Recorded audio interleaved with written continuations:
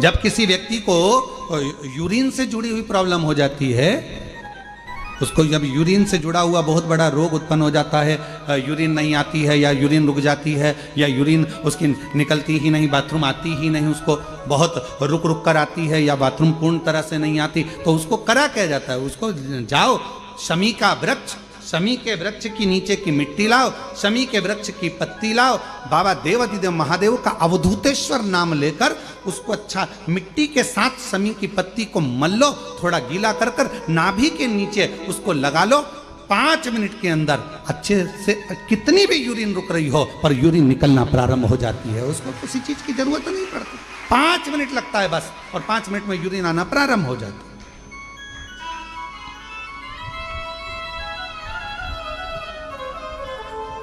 उस शमी का वृक्ष, वो शमी का पौधा, वो शमी का वृक्ष कोई साधारण नहीं होता। कहने वाले कह दिए शमी का पौधा यहां मत लगाना, शमी का पौधा वहां मत लगाना, शमी का पौधा, बेलपत्री का पौधा यहां मत लगाना, बेलपत्री का पौधा वहां मत लगाना, बेलपत्र को यहां मत लगाना। अरे भाई,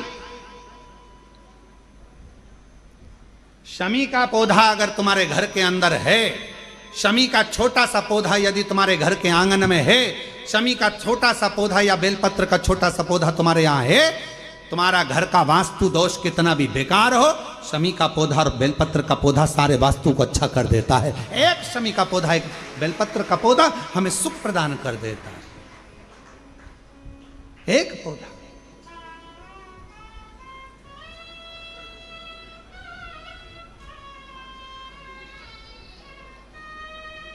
उस शमी के पौधे को ना पहचान रहे लोग, उस बेलपत्र के पौधे को ना पहचान रहे लोग।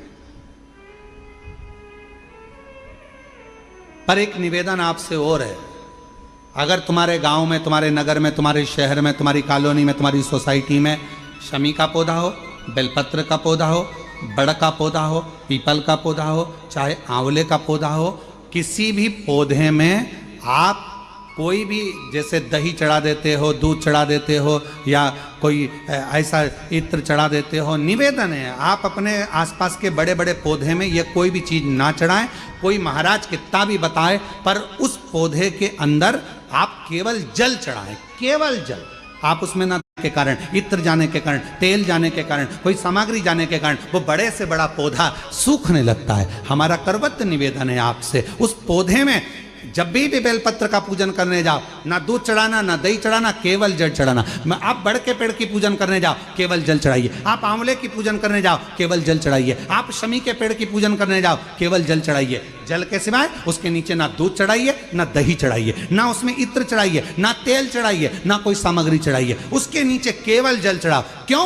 क्योंकि शमी ने स्वयं मंदार से कहा है, हे मंदार, शमी ने मंदार से कहा है, हे मंदार, जब कोई एक जल का पात्र लेकर हम पंच वृक्ष के नीचे आते हैं, जल का भरा हुआ पात्र लेकर आते हैं और जल समर्पित करते हैं, जब वो खाली पात्र हमारे वृक्ष के नीचे से जाता है तो वो खाली नहीं रहता, हम उसे लक्ष्मी से परिपूर्ण कर कर भेज देते हैं। ये शमी का है।